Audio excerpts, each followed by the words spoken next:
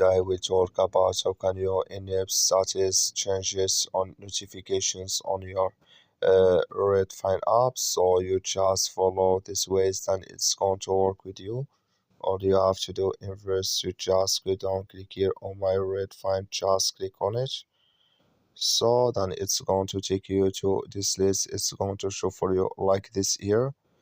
Then you click here on settings, you just click on it.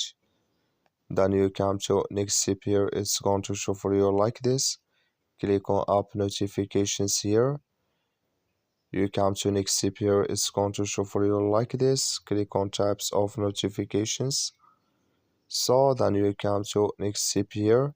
You come here to status changes. Click in this sign. So when you just click on it, like you see this color show for us, that's mean status changes notifications enabled with us now. That's all you have to do. That's all. Thank you for watching. Don't forget to support us by liking, subscribing.